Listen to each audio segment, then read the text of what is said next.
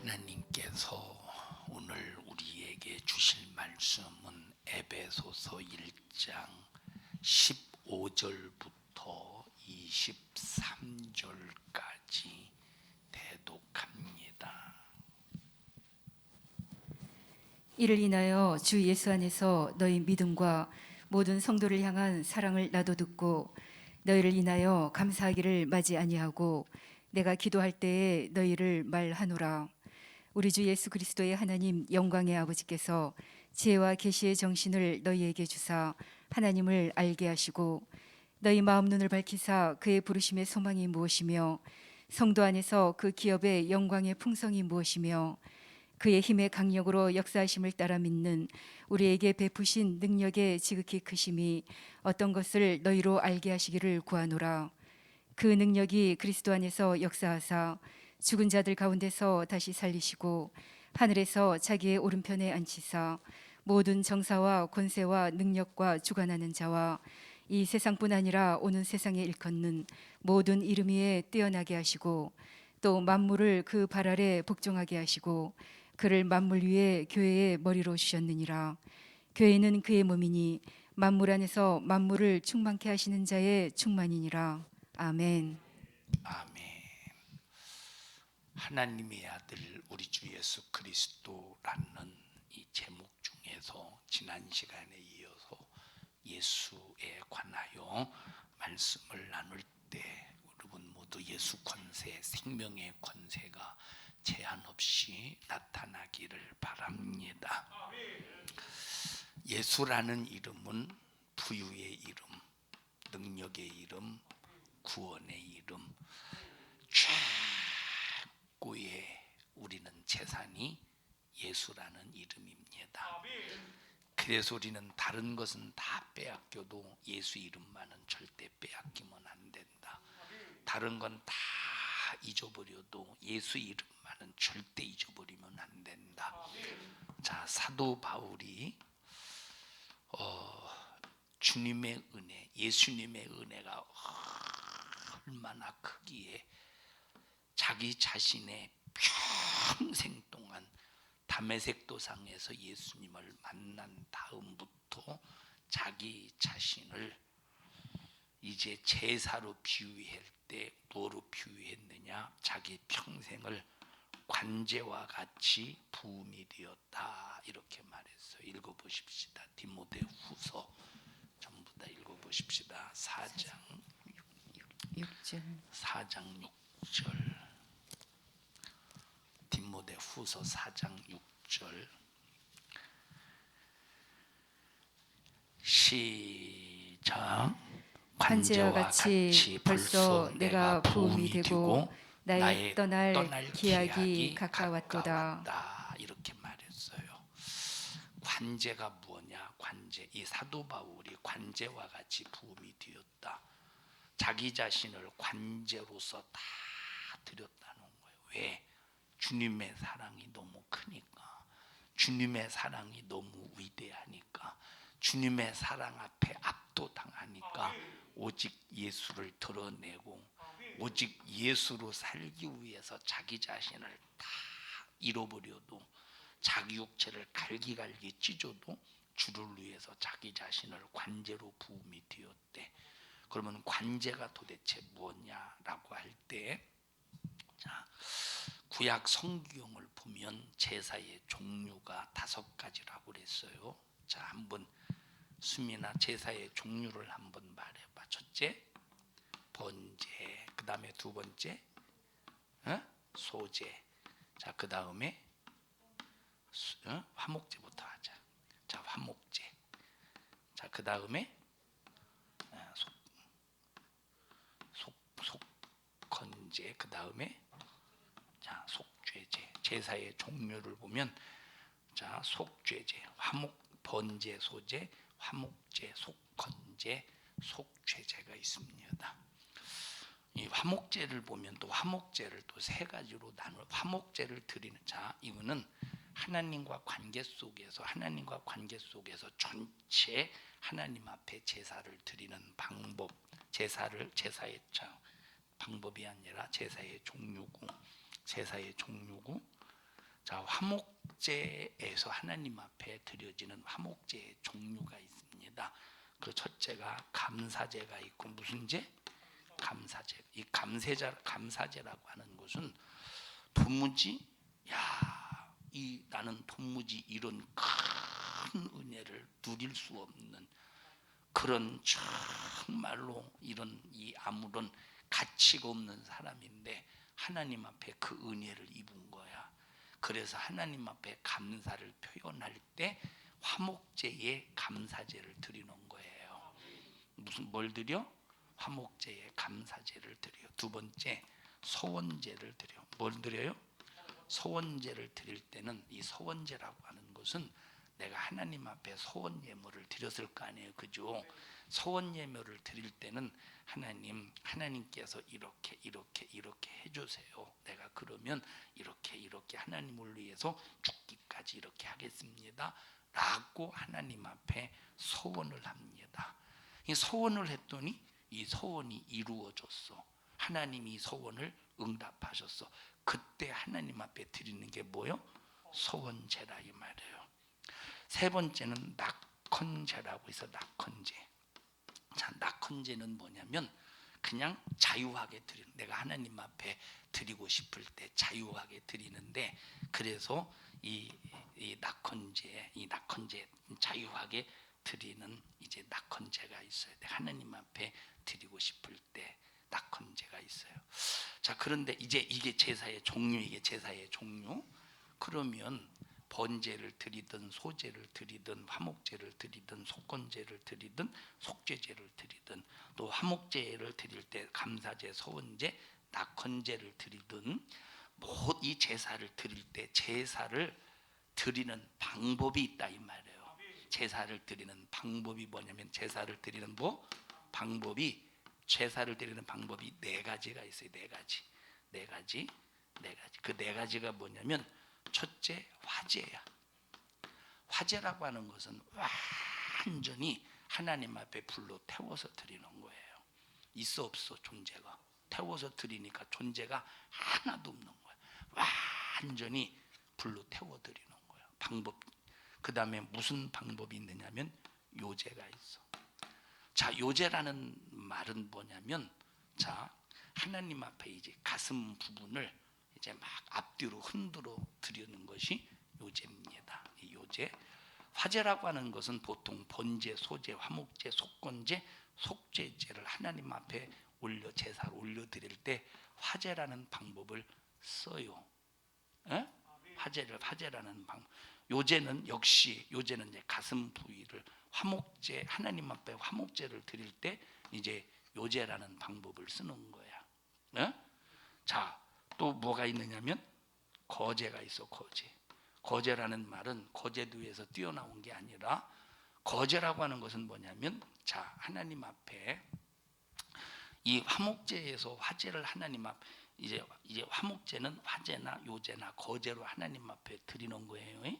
자, 근데 화제 같은 경우는 이제 기름 여러 이 몸에 여러 그 기름이 붙어 있는 그런 부분, 기름 부분이라든지 아니면 이제 콩팥이라든지 이 꼬리의 기름 부분을 화제로 드리고, 요제는 가슴 부분을 드리고, 이제 거제는 오른쪽 뒷다리 오른쪽을 이제 위에서 아래로 내리면서 드리는 게 거제야. 보통 이 거제도 역시 화목제나 이런 데에서 사용할 제사를 드릴 때 거제라는 방법을 사용해요.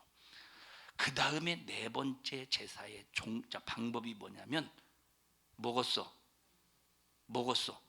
네 번째 전제라 이 말이에요.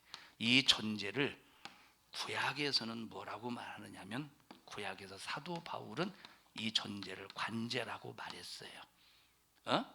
그럼 이 전제는 뭐냐면, 전제는 보통 번제에서 소제, 다시 말하면 화제로 올리기 전에 이제 전제, 다시 이 번제나 소제, 여기에서 포도주나 독주를 이 제물에 부어서 화제로 올려드리는 게 뭐예요? 전제, 관제라고 하는 거예요. 근데 이 사도 바울은 지금 자기 자신을 뭘로 드렸대? 관제로 드렸다는 거예요. 그러면 사도 바울이 자기 자신을 관제, 다시 말하면 전제로 드린 이유가 뭐냐? 자, 포도주를 만들 때 어떻게 만드느냐, 이걸 알아야 돼. 포도주를 만들 때 어떻게 만드느냐? 자, 포도 농장에서 포도를 수확해요. 그리고 그것을 포도주 틀에다가 질겅질겅 밟는 거예요. 질겅질겅 완전히 밟을 때, 이제 밟으면 완전히 껍질이 그냥 뭐 가루는 아니지만 그 속에 있는 모든 진액이 다 빠질 정도로 그렇게 해서 발효시켜서 만드는 게 뭐예요? 포도주라 이 말. 독주 같은 경우 이제 포도주는 발효주고 독주는 증류주입니다. 이제 증류시켜서 만드는 거, 이거는 발효시켜서 만드는 이것을 이제 제물에 부어 가지고 하나님 앞에 제사로 올려드리는 거예요. 사도 바울은 자기 자신을 뭘로 드렸대? 전제 또는 관제로. 그래서 자기 자신을 전제나 관제로 드렸다는 것은 이 포도가 포도주 뜰에서 완전히 이 껍질을 볼 때 진액이 있어 없어? 진액이 하나도 다 진액을 짠내 가지고 만들어진 게 뭐예요? 포도주라 이 말이에요. 진액을 완전. 그래서 사도 바울은 평생 동안 자기 자신의 생애 속에서 자기 자신을 하나님 앞에 진액을 다 짜내서 하나님 앞에 드렸다는 거예요. 그래서 이 전제라고 하는 것은 뭘 말해주냐면 희생의 제사를 말한, 희생의 제사의 의미를 말해준다 이 말이에요. 뭘 말해줘? 이것은 희생의 제사의 의미를 말해준다 이 말이에요. 그러니까 사도 바울은 다메섹 도상에서 예수 그리스도를 만나는 순간, 다메섹 도상에서 예수 그리스도를 만나는 순간부터 한순간도 자기를 위해 살지 않았어. 누구를 위해 살았느냐? 나를 구원하신, 내게 생명 되신, 나의 죄를 해결해 주시고, 자기 자신을 바라볼 때 짐승만도 못해. 정말로 죄인 중에 죄인 괴수야. 이런 자기를 위해서 십자가에 피 흘려 죽으신 예수 그리스도를 위해서 단 한순간도 자기를 위해 살지 않고 오직 누구를 위해 사느냐? 예수 그리스도만을 위해서 살기로 작정하고, 이 포도 알맹이가 포도주 틀에 딱 들어가서 그 모든 껍질 속에 있는 모든 진액을 다 짜내서 그 액을 뭘로 만들었느냐? 이 포도주로 만들기까지 정말로 하나님 앞에 자기를 싹 다 발효시키듯이 자기 인생을 그렇게 살았다는 거예요. 여러분, 사도 바울이 관제와 같이 벌써 부음이 되었다라고 고백할 때는 그만큼 생각, 마음, 자세, 태도, 정신, 이것이 단 한순간도 자기를 위해 산 시간이 없었다는 거예요. 자기를 위해. 돈 버는 것도, 자, 사도 바울이 복음을 전하다가 돈이 떨어지면 천막 만드는 일을 했다고 그랬잖아요. 오늘날 같이 이런 천막이 아니라 그때 당시 부유한 사람들의 별장과 같은 거를 짓는 거야. 그러니까 돈이 떨어질 때는 자기 자신이 천막 만드는 일을 해서 돈을 버는 거예요. 그런데 자기의 육신의 유익을 위해서 돈을 버는 게 아니라 전부 뭐 때문에 버느냐? 예수 그리스도를 통한 복음을 위해서. 그러니까 모든 생각도, 정신도, 마음도, 행동도, 태도도, 관심도 전부 어디에 집중되어 있느냐? 예수에게로 집중되어 있는 거예요. 예수에게로 집중되어서 나를, 자기 자신 육신을 위해서 산 것이 아니라 누구를 위해 살았어요? 예수를 위해서 살면서 자기 자신이 뭐가 됐어? 전제가 되었다 이 말. 자기 자신이 관제가 되었다 이 말. 그래서 관제와 같이 부음이 되었다는 거예요. 예수를 알면 예수를 제대로 만났지, 예수를 제대로 알았지, 예수를 제대로 믿었다 이 말. 그러니까 예수를 제대로 알고 제대로 믿고 예수를 확실히 아니까 자기 자신은 평생 동안 자기를 위해 사는 게 아니라 오직 누구만 위해 살았어? 예수만을 위해 살았던 거예요. 그러니 여러분, 이 사도 바울을 통해서만 이 신약 성경 13권이 기록되어 있다 이 말이에요. 자, 그러니까 보십시다. 신약 성경만 13권이 사도 바울의 신앙과 성령 역사심을 통해서 13권, 27권인가? 아니 맞나? 신약 성경 몇 권이에요? 27권 맞지? 자, 27권 중에 10권이면 몇 권이 거의 반이네, 그죠? 어마어마한 거지. 23권 중에서 13권이 사도 바울이 기록한 서신이다라고 할 때 얼마나 영감 넘치는 하나님의 말씀을 기록할 수밖에 없었던 이유가 뭐냐면 단 한순간도 누구를 위해 살지 않았어? 자기를 위해 살지 않았어. 자, 생각해 보세요. 돌에 맞아서 코반 죽었어. 제자들이 돌로 쳐 죽이는 사람도 돌로 쳐 죽일. 자, 이 구약 시대는 율법의 사람, 율법 구약 시대 보십시다. 바리새인들, 유대인들 보셔요. 자, 여기 지금 현장에서 신성을 모독하고 있는 사람, 간음한 사람, 안식일을 거역하는 사람, 그리고 분명히 바리새인들이 보았어. 그런데 만약에 율법을 어기고 있는 사람, 이제 우상숭배 가장 큰 죄지, 신성모독죄가. 근데 보고도 만약에 가만히 있으면 이 사람이 율법을 어기는 죄에 걸리는 거예요. 율법을 어긴 사람을 보고도 가만히 있으면 율법을 어긴 죄에 걸리는 거야. 왜? 율법에 뭐라고 말했어요? 우상 숭배자나 간음한 사람이나 안식일을 거역한 사람을 보면 어떻게 하겠어? 어떻게 하라고? 돌로 쳐 죽이라고 그랬어. 그래서 율법을 어긴 사람을 바라볼 때 돌로 쳐 죽이는 것도 율법을 지키는 거예요. 안 쳐 죽여봐. 어떻게 되는 거예요? 율법을 어기는 것이라 이 말이에요. 율법을 어기는.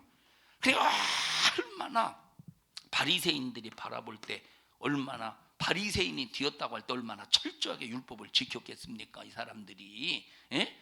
근데 하나님이 보실 때는 율법을 어겼다고 율법을 어겼다고 율법을 지키기 위해서 돌로 쳐 죽일 때, 그럼 주님의 눈으로 볼 때는 바리새인들이 누구요?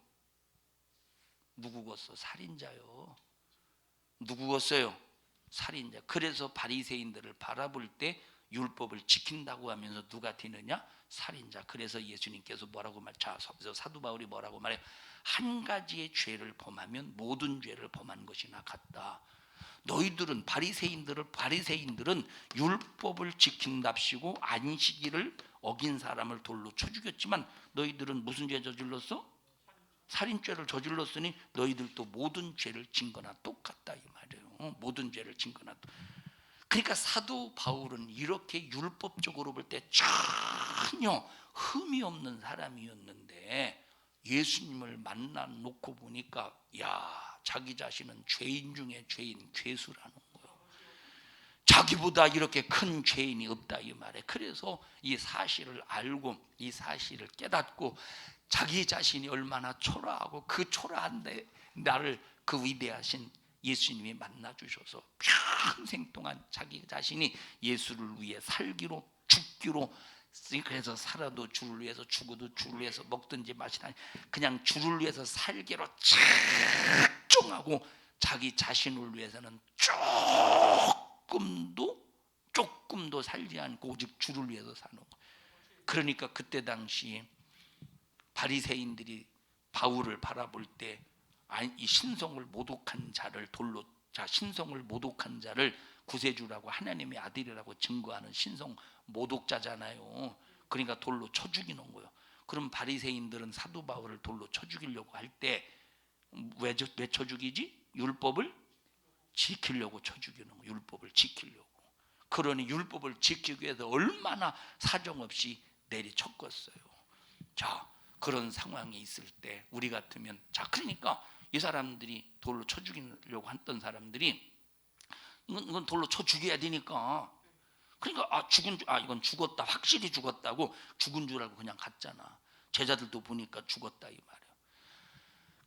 그런데 사도 바울이 조금 있더니 돌 무더기를 해집고 일어났어. 그러면 우리 같으면 병원으로 가잖아요. 그럼 병원으로 가는 것은 누구를 위해 가는 거예요? 나를 위해 가는 거야. 병원에 가죠. 그렇다고 병원 가지 말라는 소리 아니에요. 병원 가서 괜히 골병 들지 마. 믿음도 안 되면서 사도 바울도 아니면서. 에?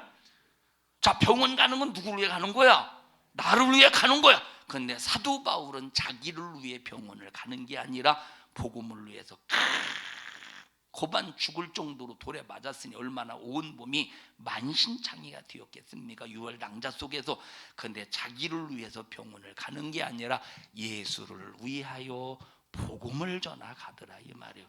그럼 이 정도 되면 사도 바울이 자기 자신이 제사의 종류 중에서 제사의 방법 중에서 이 정도 되었으면 제사의 방법 중에서 뭐라고 고백할 수 있어요? 전제 완전히 자기 자신을 하나님 앞에 나를 위해 사는 내가 나를 위해 사는 게 희생입니까? 아니라고 해주세요. 내가 나를 위해 사는 게 희생이야? 아니요. 내가 나를 위해 사는 것은 희생이 아니에요. 그러니까 평생 동안 순교하기까지 단 한순간도 사도 바울은 자기를 위해서 산 것이 아니라 누구를 위해 살았어? 예수를 위해 산 거야. 예수가 누구인 줄을 알 때 예수를 위해 사는 거예요. 예수가 누구인 줄 알 때 예수를 위해 사는 거예요. 우리는 조금만 힘들어도 충성 조금 아이고 아니 뭐요 빨리 나 오늘 쉴려. 누구를 위해 쉬는 거예요? 자기를 위해 쉬는 거예요. 우리는 조금만 힘들어도 자기를 위해서 쉬고 자기를 위해서 투자. 하나님 내가 11조 드렸으면 이 정도 드렸으면 하나님 아니 창고가 넘치는 복을 준다고 하더니 왜 안 주십니까? 누구를 위해 지금 따져 묻는 거예요? 자기를 위해 따져 묻잖아. 그럼 이 사람이 전제 되겠어 안 되겠어? 관제와 같이 부음이 되겠어 관제 하나님 앞에 관제가 되겠어 안 되겠어? 안 된다니까. 전혀 안 된다 이 말. 이 관제, 이 전제는 번제나 소제를 하나님 앞에 드릴 때, 번제나 소제를 하나님 앞에 드릴 때 전제 예물, 포도주나 독주를 부어서 벌써 자기 자신을 이렇게 희생시키는 의미 속에서 이제 관제와 같이 부음이 된다 이 말이에요. 이해하십니까? 그만큼 사도 바울은 예수 그리스도가 어떤 분인가를 안 거야. 어떤 분인가 깨달은 거야. 그러니까 완전히 이 사도 바울이 담메색 도상에서 예수를 만난 순간부터 예수님께 올인했어. 완전히 올인했어. 그러니까 이 사도 바울의 정신을 봐라 이 말이에요. 지난 시간에 얘기했던 것처럼 사도 바울의 정신은 무슨 정신이냐? 지혜의 정신이요. 사도 바울은 무슨 정신이에요? 계시의 정신이라. 지난 시간에 말했잖아요. 그러니까 사도 바울은 평생 동안 자기를 위해 살지 않고 오직 예수 그리스도를 위해서 사니까 누가 주시는 정신? 하나님이 주시는 무슨 정신? 지혜의 정신. 예수가 주시는 무슨 정신? 계시. 그러니 이 13권의 사도 바울이 기록한 이 서신, 사도 바울이 기록한 이 성경을 보면 얼마나 지혜의 말씀입니까 이것이? 얼마나 지혜의 말, 얼마나 계시의 말씀이야. 자, 우리의 앞길을 환히 비춰주는 계시의 말씀이잖아요. 자, 화목제 같은 아까 말했듯이 자, 화목제 같은 경우는 화목제의 방법이 뭐라고 그랬지? 저 종류 화목제의 종류가 뭐라고 그랬지? 화목제 뭐라고 그랬냐 수민아? 감사제, 서원제, 낙헌제. 자, 낙헌제를 자원제라고도 해요. 이건 자원에서 드린다고 하는 자원제라고도 해. 그러면 이 화목제라고 하는 것이 뭐냐면 자, 감사, 서원제, 이 낙헌제의 의미가 뭐냐면 자, 이것은 과거 그리고 현재 그리고 미래, 과거, 현재, 미래에 관해서 하나님 앞에 이거 화목이라는 말은 자, 하나님과 나와 화목, 하나님과 자 나와 이웃과의 화목을 위해서 드려지는 게 화목제예요.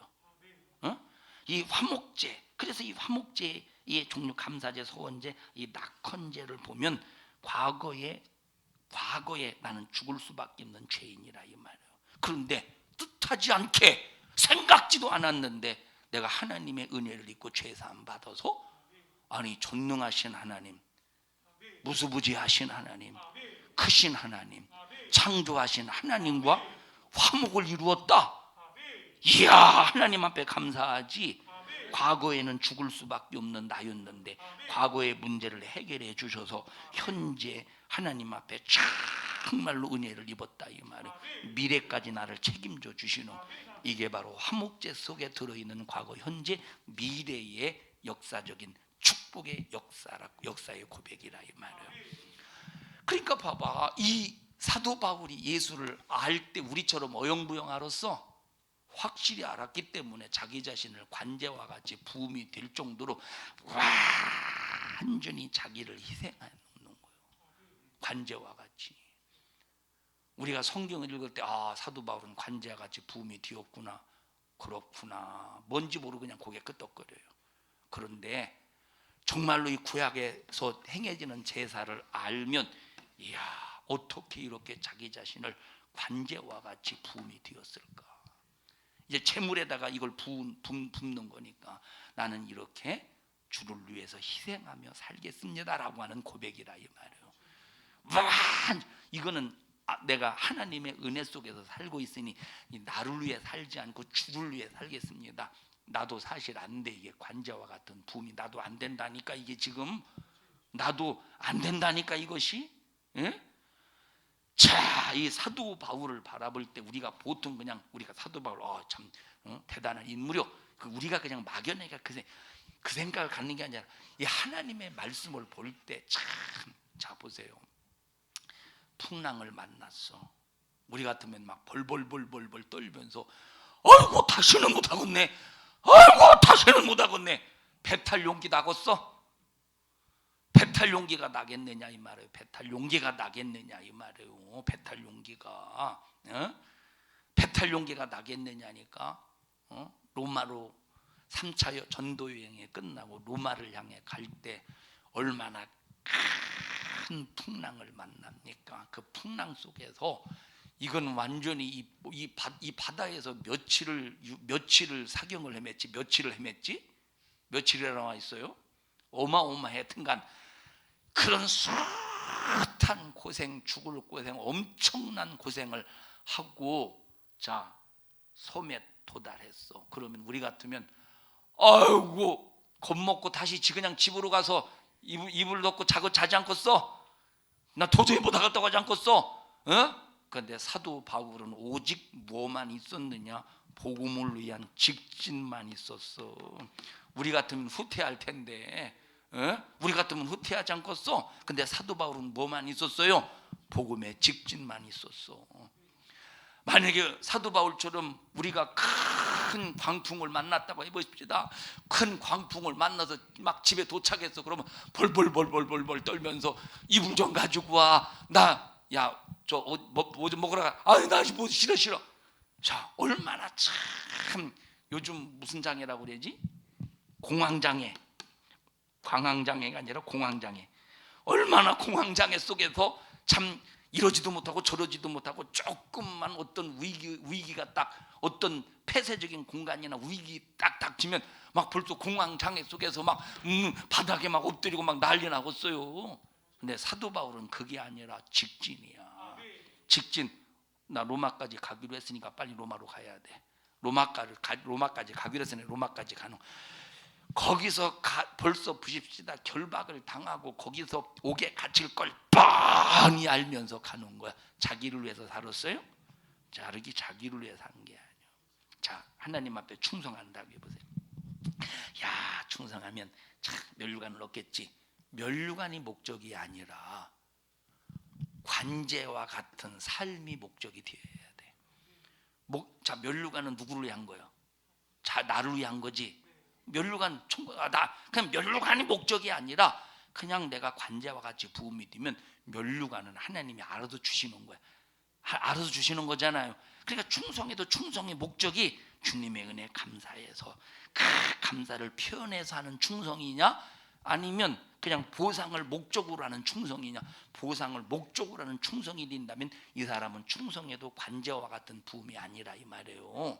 그러나 내가 하나님 앞에 충성할 때 은혜가 감사해서 나는 나를 위해 살지 않고 오직 주의 영광을 위해서, 하나님의 영광을 위해서, 오직 내 삶의 주님의 기쁨이 되기 위해서 나는 살리라 라고 할 때 이게 진짜 관제와 같은 부음이 되지.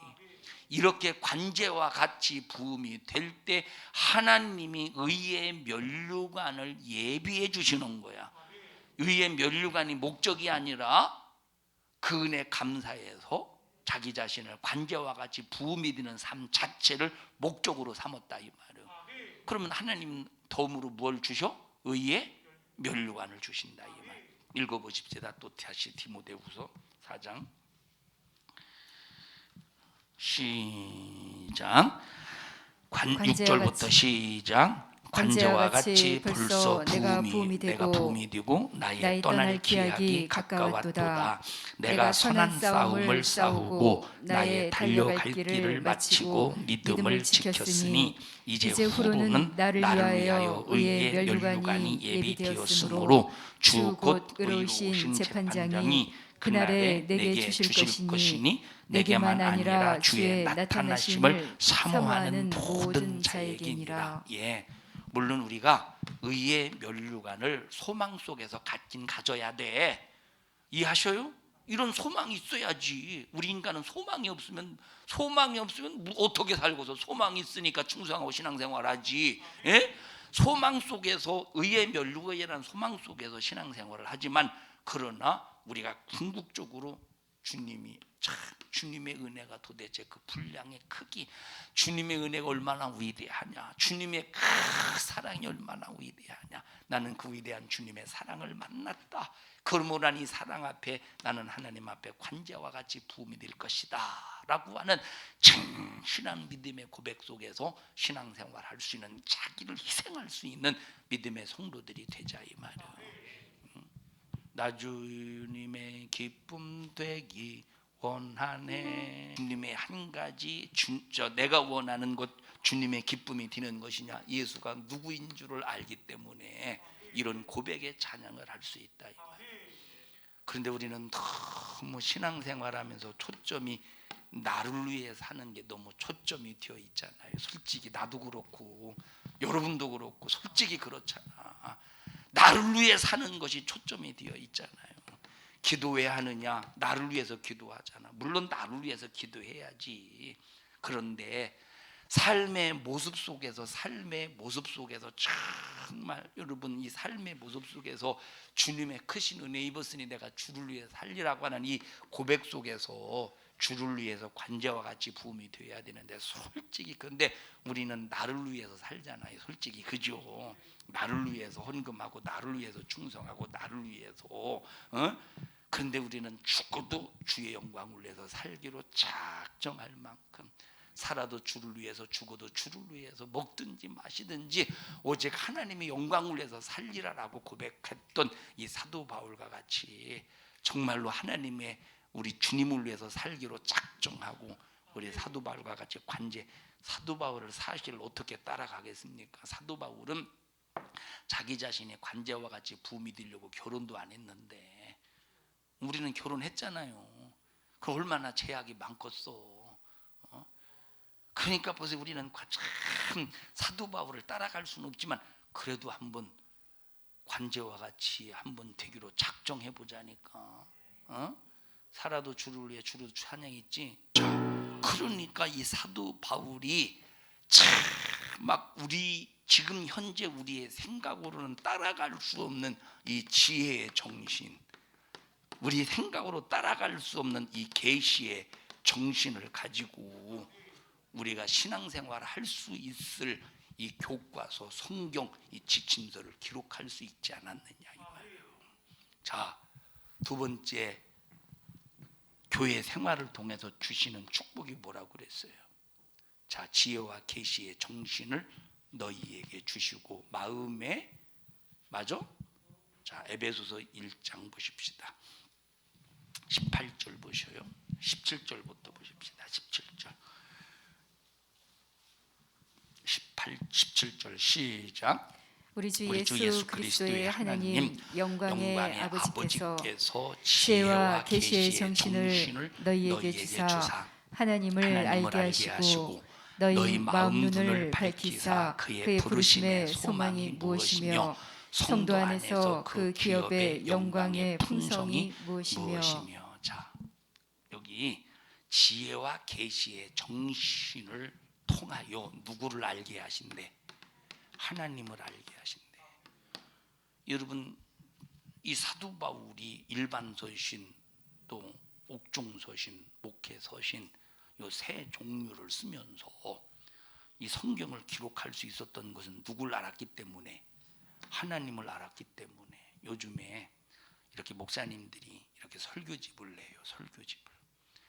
근데 참 솔직히 그 설교집을 다 읽어보진 않았지만 솔직히 말해서, 자, 설교는 하나님을 드러내는 거죠.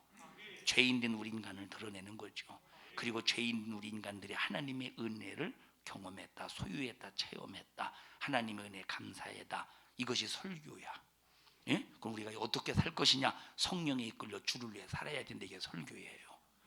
자, 그러면 솔직히 말해서 설교집을 다 읽지는 않았지만 솔직히 말해서 설교집을 보면 정말로 하나님을 알고 설교집을 쓴 것도 있겠지만, 그죠? 하나님을 알고 설교집을 쓴 것도 있지만 설교를 통해 설교집을 이제 녹취해서 기록제가 정리한 거니까. 근데 솔직히 말해서 하나님을 모르고 설교집을 낸 사람이 얼마나 많겠어요. 솔직히 말해서 하나님을 모르고 설교집을 낸 사람들이 얼마나 많겠어. 예수를 모르고 설교집을 낸 사람들이 얼마나 많겠어요.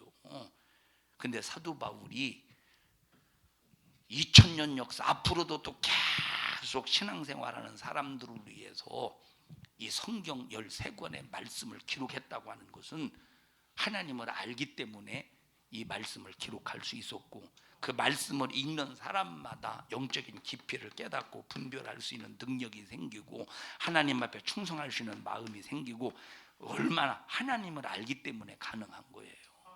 그 하나님을 알 수 있는 정신이 무슨 정신?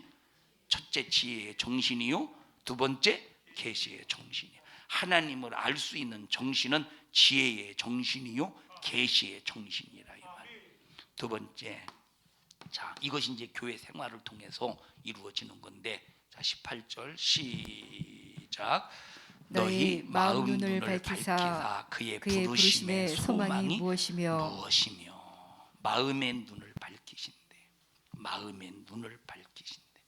마음의 눈을 밝히셔서 그의 부르심의 소망이 무엇이고 성도 안에서 그 기업의 영광의 풍성함이 무엇인지를 알게 하시는데, 보세요.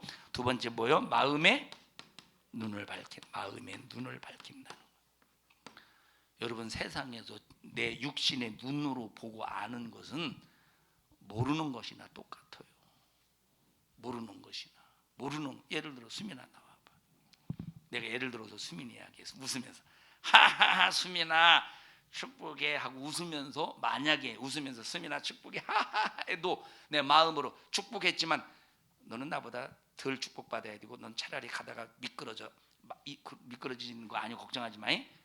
모르잖아. 마음으로 그렇게 한다고 할지라도. 그죠? 모른다니까.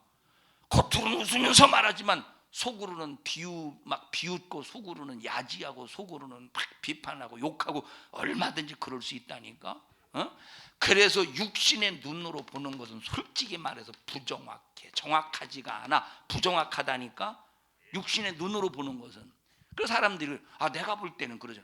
내가 볼 때는 그 사람이 얼굴이 좀 그렇더라고. 왜 그런지 모르겠네. 나를 보더니, 예를 들어 보세요. 이제 내가 어떻게 다가 저 사람하고 눈이 맞췄는데 그 사람의 눈이 막 이렇게 좀 인상이 찡그러졌어. 아니 왜 나를 보던 인상이 찡그러진데? 내가 생각할 땐, 내가 그냥 겉에 눈으로 볼 때는 왜 나를 보던 인상이 찡그러진데? 그럴 수 있죠. 근데 사실 본인은 나를 봐서 찡그러진 게 아니라 갑자기 눈이 경련이 일어나서 이렇게 찡그러졌어. 얼마든지 그럴 수 있다 이 말이에요. 또 나를 봐서 그런 게 아니라 뭐 갑자기 마음이 상한 일이 있어서 갑자기 오비일학이라고 까마귀가 날자 뭐가 떨어진대? 배가 떨어진대. 그래서 아니 저는 뭐 까마귀 새끼가 배를 떨어뜨렸네. 까마귀가 떨어뜨린 게 아닌데, 까마귀가 떨어뜨린 게 아닌데, 그래서 오비라 까마귀가 날자 배가 떨어진다는 식으로, 아 이게 참 용케 찰나는 불교 용어인데, 자 용케 눈 깜짝할 사이에 그게 맞아버린 거예요. 그게 얼마든지 그게 사람의 육신의 눈이라니까. 그리고 판단해서 막 집에서 온갖 생각 속에서 그리고 지우고 그리고 지우고 또 그리고 왜 그랬지, 내가 뭔 잘못했지가 왜 그랬지 막 얼마나 그리고 지우고 얼마나 대단한지 몰라요. 그래서 우리는 반드시 뭐가 밝아야 돼? 마음의 눈이 밝아야 돼.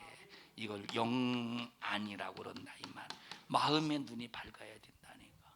마음의 눈이 밝으면, 자 첫째 뭐를 아느냐? 마음의 눈이 밝으면 첫째 하나님이 누구인가를 알아. 하나님이 여러분 벌써 이 사도 바울이 하나님이 누구인가를 아니까, 사도 바울이 예수 그리스도가 누구인가를 아니까 벌써 마음의 눈이 밝아져서 사도 바울은 예수 그리스도가 누구인가를 아니까 13권의 성경책을 기록할 만큼 교회를 세우면서 성경을 계속 공부시켜서 그들에게 바른 복음을 전해준 것처럼, 그래서 야 내가 전한 복음 이외에 다른 복음을 받아들이면 저주가 있을 것이다 라고 막 하면서 단호하게 자기가 가르친 복음만이 진짜 복음이라고 자신에게 말할 수 있는 이유가 뭡니까? 누구를 알은 거야? 마음의 눈이 밝아서 하나님을 알았다 이 말이에요. 하나님을 알 수 있었던 거예요. 이게 어떤 생활을 통해서 이런 생활이 이루어지느냐? 교회 생활을 통해서. 그래서 교회 생활을 바른 목적을 가지고, 교회 생활을 바른 중심을 가지고 하다 보면 마음의 눈이 밝아진대. 마음의 눈이 밝아서 누구를 알아? 하나님을 알고 하나님의 뜻을 알아. 하나님의 마음을 알아. 하나님의 심정을 알아. 그래서 하나님의 뜻을 알고 마음을 알고 심정을 알기 때문에 주님 슬퍼하시면 나도 슬퍼하고, 주님 기뻐하시면 나도 기뻐하고, 주님이 정말로 사랑하시면 나도 사랑하고, 그러니까 주님과 뜻을 같이, 주님의 마음을 알고 심정을 알면 주님의 뜻을 같이 할 수 있다 이 말. 주님과 하나를 이룰 수 있는 거예요. 주님과 하나를 이룰 수 있다. 그러니까 벌써 하나님을 알면 사랑하게 되어 있죠. 우리는 하나 되어 읽는다네. 그러니까 하나님의 마음과 하나님의 심정을 알면 하나님의 뜻을 안다 이 말. 하나님의 뜻을 알면 우리 교회 무슨 분리가 있고 서로 논하가 있고 서로 시기 질투가 있겠습니까? 하나가 이루어지지. 하나가, 너와 내가 예수 안에서 말씀 안에서 하나가 이루어지지. 그래서 내가 예수를 알면 반드시 교회의 생활에 성공할 수밖에 없는데, 이 교회 생활을 통해서 우리가 하나님께서 마음의 눈이 팍, 그러니까 이것은 서로가 상호 보완 작용. 예수님을 아는 만큼 교회 생활하고 교회 생활하는 만큼 예수를 아는 거야. 이건 상호 보완 작용을 한다 이 말이에요. 자, 두 번째 뭘 아느냐? 마귀 역사를 알아. 마음의 눈이 밝아지면 마귀의 역사를 알고 마귀의 동선을 안다 이 말. 야, 이거 마귀 역사다. 내가 여기 끌려가면 안 돼. 이건 마귀 역사다. 내가 여기 휘말리면 안 된다. 이거 마귀 역사다. 내가 여기에 절대 합류하면 안 된다. 이거 마귀 역사다. 내가 여기 편성하면 안 된다. 벌써 마귀의 동선을 알고 마귀의 괴계를 알기 때문에 철저하게 내가 힘으로는 마귀를 못 이기지만 하나님 이 마귀 역사 속에서 뻔히 알지만 내 힘으로는 이길 수 없어 하나님 앞에 기도합니다. 이길 힘 주시고, 마귀를 몰아낼 힘 주시고, 마귀를 파괴할 수 있는 내게 예수 이름은 사용할 때 이 권세가 제한 없이 나타나게 하옵소서 하고 얼마든지 마귀 역사를 알 때 기도를 통해서 몰아낼 수 있다 이 말이에요. 그래서 마음의 눈을 밝음으로, 마음의 눈이 밝아서 하나님을 알고 마귀 역사. 그러니까 성경을 보시죠. 어떤 사람은 성경을 읽어놓고도 마귀가 누구인지를 모르는 거예요. 성경이 얼마나 마귀가 어떤 놈인가를 말했습니까? 요한복음 8장에도 말했고, 요한복음 10장에도 말했고, 복음서 구석구석에 약한 귀신이 하는 행동을 말했고, 또 디모데전서 4장에도 말했고, 요한계시록에도 얼마나 마귀 역사에 대해서 수도 없이 말했느냐 이 말. 마귀가 어떤 놈이냐? 이놈은 도둑질하고, 뭘 도둑질하느냐? 자, 우리에게 있는 하나님의 것을 도둑질한다는 거예요. 생명을 도둑질하고, 천국을 도둑질하고, 믿음을 도둑질하고. 도둑질했으니, 생명을 도둑질했으니 죽일 수 있지. 그래서 죽이고, 죽였으니 지옥으로 멸망시킬 수 있지. 이게 누가 하는 짓이야? 마귀가 하는 짓이라 이 말이에요. 이놈은 미워하게 안 돼. 그래서 이놈은 살인한, 이놈은 자기 거짓말 하는데 자기 것으로 한대. 이놈은 살인하는 놈이래. 그래서 이놈은 욕심을 부리는 놈이래. 욕심 부리고 거짓말하고 살인하는 놈이래. 이놈은 미혹하는 놈. 이놈은 귀신의 가르침을 쫓게 만드는 놈이래. 이놈은 귀신의 가르침을 쫓게 만드는 놈이래. 이놈은 복음을 가진 사람, 그리고 이 계명을 지키는 사람들을 못살게 군대, 핍박한대, 잔인하게 pit박한대. 이놈이 이런 짓을 한다니까. 이놈은 또 참소한대. 이게 마귀가 하는 짓이야. 이 성경이 이렇게 마귀가 어떤 놈인가를 기록해놨는데 이놈이 누군가를 전혀 모른다니까. 아니, 성경에 있는데도 몰라. 왜 모르느냐? 이 상호 보완작용이 안 되는 거예요. 이 상호 보완작용이 안 되기 때문에 모른다 이 말을. 듣고 계셔요? 사랑하는 성도 여러분들이 우리 정신 바짝 차려서 천국 가는 그날까지 첫째, 여러분, 우리가 예수 안에서 교회 생활을 통해서 지혜와 계시의 정신, 그리고 이 지혜의 정신, 계시의 정신을 통해서 하나님을 알자 이 말이에요. 마음의 눈이 밝아지면 하나님을 알 수밖에 없지. 그리고 약한 귀신의 역사를, 마귀의 역사를 확실히 알아서 이놈에게 절대 속지 말자 이 말이에요. 세 번째, 무엇을 알고서 그러면 내 자신을 아는 거. 너를 아는 게 아니라 내 자신을 아는 거. 근데 우리는 뭐 자기 자신은 전혀 모르면서 누구를 그렇게 잘 알지? 남을 그렇게 잘 알아. 자기 자신은 전혀 모르는데 남은 그렇게 잘 알아. 이 사람은 잘못된 사람이요. 이 사람은 마음의 눈이 밝은 사람이 아니라 이 말이에요. 정말로 마음의 눈이 밝은 사람은 남이 먼저 안 보여. 나부터 보여. 내 눈에 있는 뭐부터 보여? 내 눈에 있는 들보부터 보인다 이 말이에요.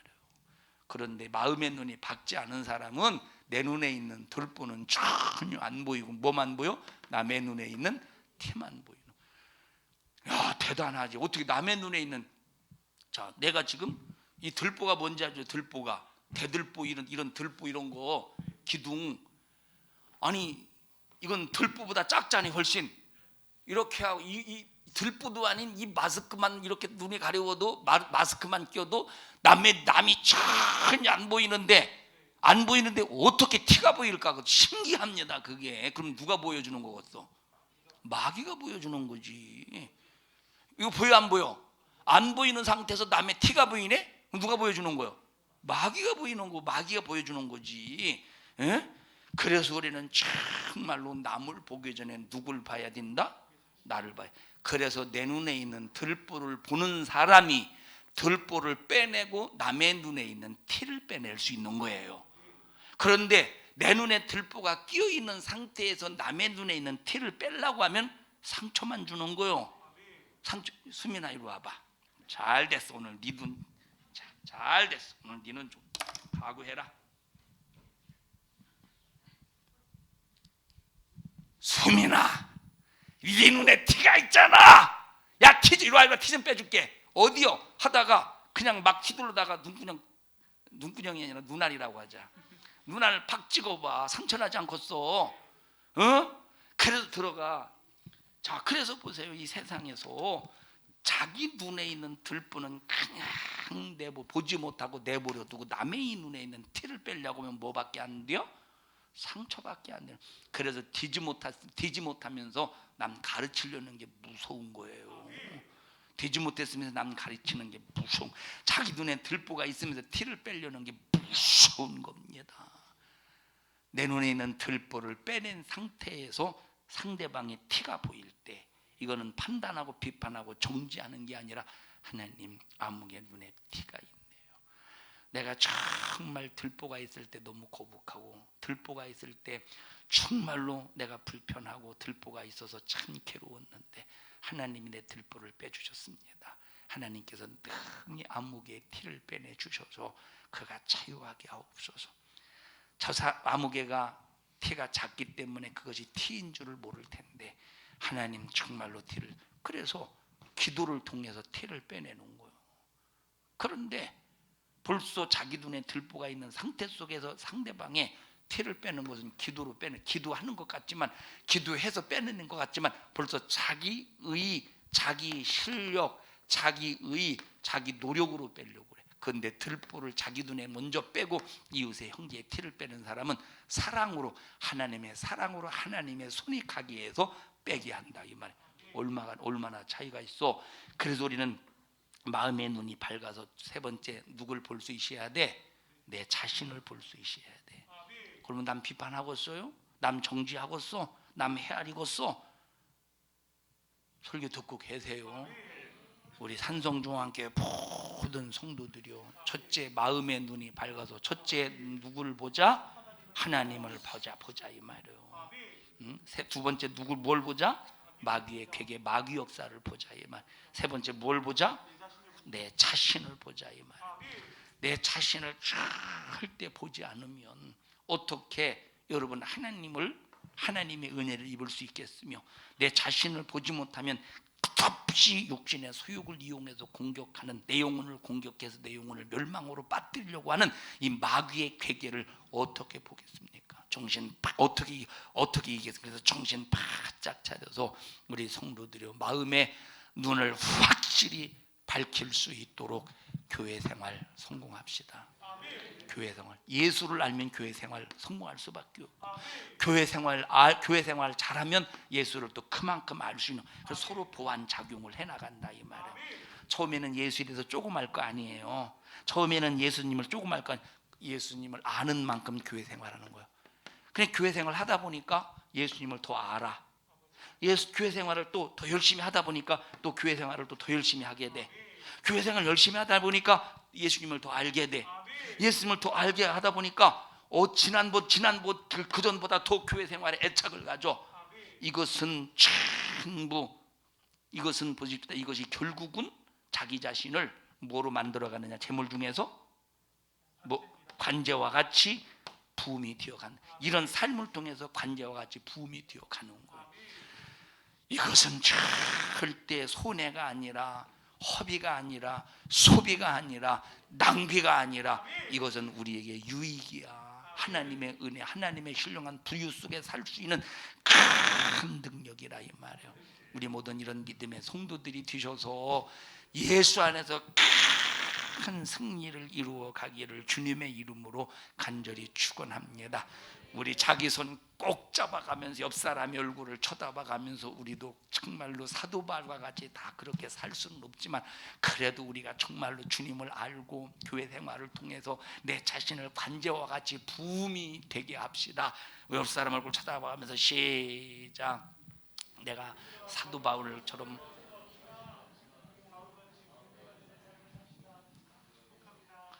찬양대만 한번 해보세요. 찬양대만. 자, 시작. 이걸 한마디로 말해서 무식하다 이렇게 말하는, 이건 웃자고 하는 소리예요. 또 사실이고. 자, 이거 여러분, 제가 여러분 진짜 무시해서 이 말 하는 게 아니라는 거 이제는 알죠? 또 괜히 또 이것 때문에 시험 들지 말고, 또 사실 여러분들이 그걸 또 인정해 줘야 돼. 인정 안 하면 안 돼요. 나도 무식해요. 여러분, 지난번에 내가 솔직히 고백할게요. 네, 솔직히 내 자신을 자수할게. 우리 임성근 목사님 오셔서 설교할 때 한번 따라서 해보라고 그랬죠. 따라서 하라고 한 적이 있어. 나 사실 못 따라서 했어. 하다가 막혔어. 나도 이렇게 무식한 사람이에요. 되게 좋아하네. 자, 우리 정말로 이 마음의 눈이 밝아야 돼. 육신의 눈 밝는 것은 아무 소용없어요. 육신의 눈 밝는 건 남의 죄밖에 안 보여. 자기 절대 못 본다니까. 그런데 마음의 눈 밝으면 나를 볼 수 있다 이 말이에요. 승리합시다.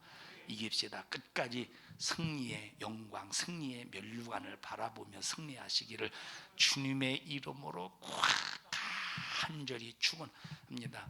나중에 이제 우리 한번 그 관제의 그 사도